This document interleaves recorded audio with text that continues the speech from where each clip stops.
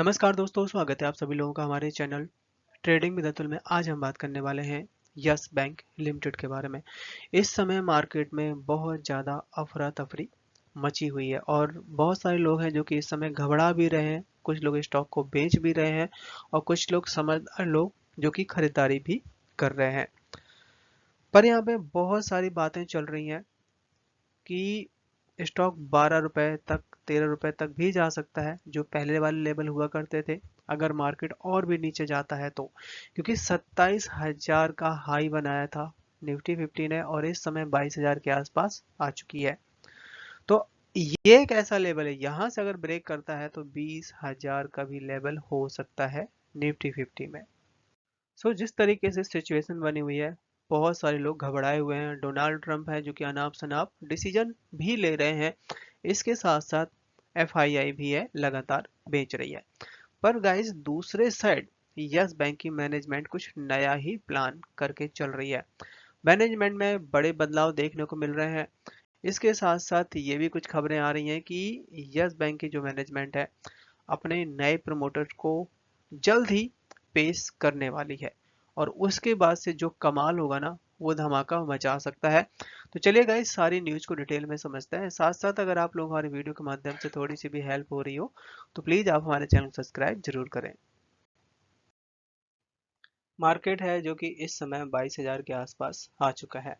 जैसे कि इसने 26,000 27,000 के आसपास का निफ्टी 50 ने हाई बनाया था, वहां से काफ़ी करेक्शन मोड पे आ चुका है। और इस समय जो सबसे ज़्यादा टूटते हुए दिखाई दे रहे हैं, आईटी है, फार्मा सेक्टर है और स्मॉल कैप का इंडेक्स। यहाँ पे आईटी और फार्मा सेक्टर का सबसे बड़ा कारण बना हुआ है यूएस के डोनाल्ड ट्रंप, क्योंकि उनकी तरफ से जो भी टैरिफ बढ़ाया जाएगा उनका सीधा इम्पैक्ट इनके रेट पे पड़ने वाला है। मतलब जो अपने यहाँ की मेडिकल कंपनियां हैं, यूएस से बहुत सारे अप्रूवल, यूएस से बहुत सारे इंपोर्ट एक्सपोर्ट होता है, उसकी वजह से रेट पे इम्पैक्ट आने वाला है। 1 मार्च से यहाँ पे डोनाल्ड ट्रंप की तरफ से जो पॉलिसी बनाई गई थी वो अब टैरिफ लगना शुरू हो जाएगा, और जिसमें बहुत सारी कंट्रियों के नाम शामिल हैं।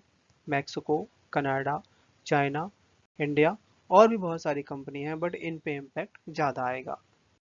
पर यहाँ पे सबसे ज़्यादा इम्पैक्ट है जो कि चाइना, कनाडा और मैक्सिको में आने वाला है।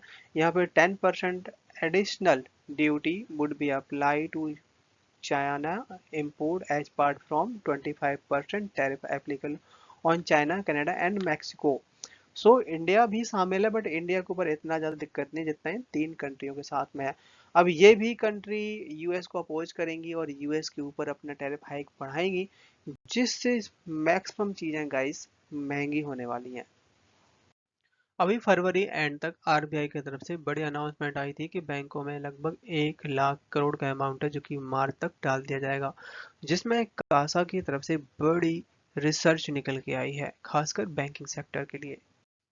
इस समय आपने नोटिस किया होगा कि मार्केट कहां से कहां आ गया, but HDFC bank, ICICI bank, axis bank और आपका कोटक बैंक, इनमें कोई भी गिरावट देखने को नहीं मिली है, क्योंकि यहाँ पे रिजर्व बैंक ऑफ इंडिया बहुत बड़ा अमाउंट है जो कि मार्च में डालने वाली है, जिससे सारे के सारे बैंकों को फायदा होगा। लिक्विडिटी भी आएगी, रेपो रेट भी जैसे आपने देखा हो 25% बेसिस कम कर दिया है और इस समय 6.25% तक हो चुका है।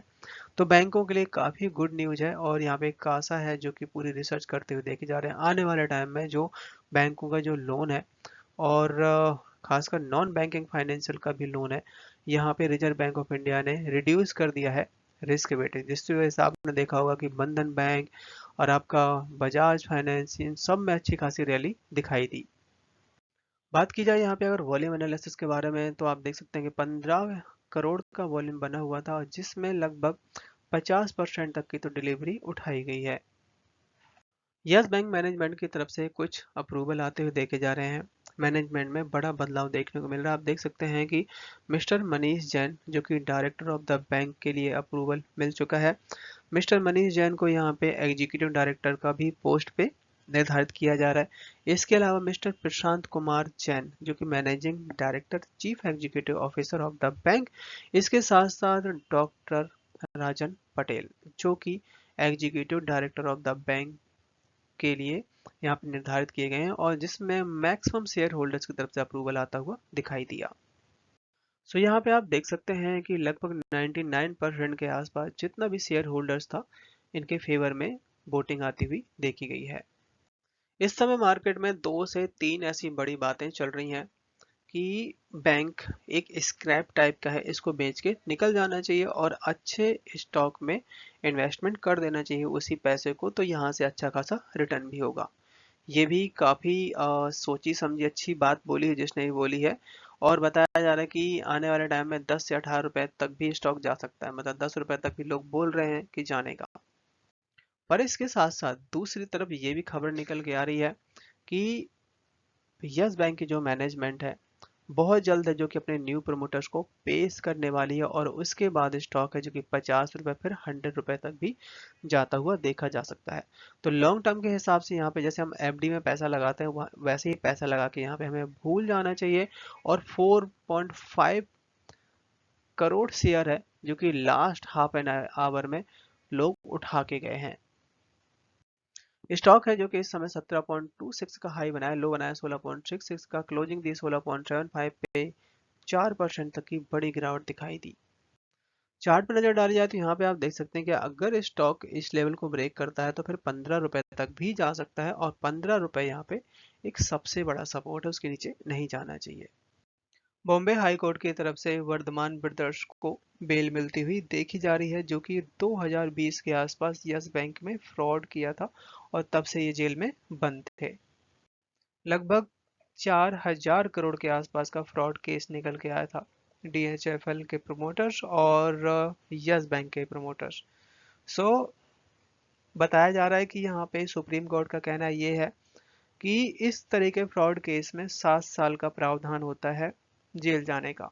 तो लगभग लगभग 4 साल 9 महीने के आसपास इन्होंने जेल काट ली है और अभी भी कोई भी डिसीजन नहीं आ पाया है। तो बेल तो मिल गई है बट केस अभी चलता रहेगा और 1 लाख रुपए की पेनल्टी लगाई गई है जो बेल ली गई है। तो अब यहाँ पे जो केस है ट्रायल बेस पे चलता रहेगा। रिसेंटली यस बैंक की मैनेजमेंट की तरफ से 2 बड़ी पार्टनरशिप करी गई है, एक एक तो मोबिक्यू के साथ में, दूसरी क्रेड के साथ में, और ये दोनों को दोनों अप्रूवल मिले हैं आरबीआई की तरफ से, जिसमें सीबीडीसी ई रुपए वॉलेट है जो कि लॉन्च किया गया है।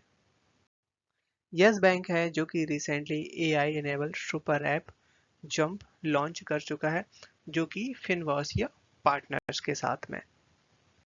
इस समय एफआईआई डीआईएस और पब्लिक के नंबर आते हुए देखे जा रहे हैं कि इस क्वार्टर में कितनी खरीदारी की गई और कितनी बिकवाली की गई। तो यहाँ पे एफआईआई की तरफ से कुछ नंबर्स कम किया गया, आप देख सकते हैं 27% तक का स्टेक था सितंबर 2024 में, जिसको यहाँ पे 26.74% कर दिया गया है, मतलब मामूली सी बिकवाली करी है। इसके साथ साथ डीआईएस की तरफ से कुछ खरीदारी करी गई है, 38.41% तक का स्टेक था सितंबर 2024 में जो कि 38.85% कर दिया गया है, मतलब कि एफआईआई की तरफ से जितनी बिकवाली की गई डीआईएस ने उससे भी ज़्यादा खरीदारी करी है। इसके साथ साथ जो अपने रिटेल इन्वेस्टर हैं उनकी तरफ से यहाँ पे मामूली सी बिकवाली करी गई है, 34.58% तक का स्टेक था जो कि यहाँ पे 34.42% स्टेक रह जाता है। बट यहाँ पे जिस तरीके से स्टॉक में करेक्शन आई है बहुत अच्छा टाइम है खरीदारी करने का लॉन्ग टर्म के लिए। सो गाइज वीडियो पसंद आया हो तो प्लीज़ लाइक सब्सक्राइब करना ना भूलें और मिलते हैं आपसे नेक्स्ट वीडियो में।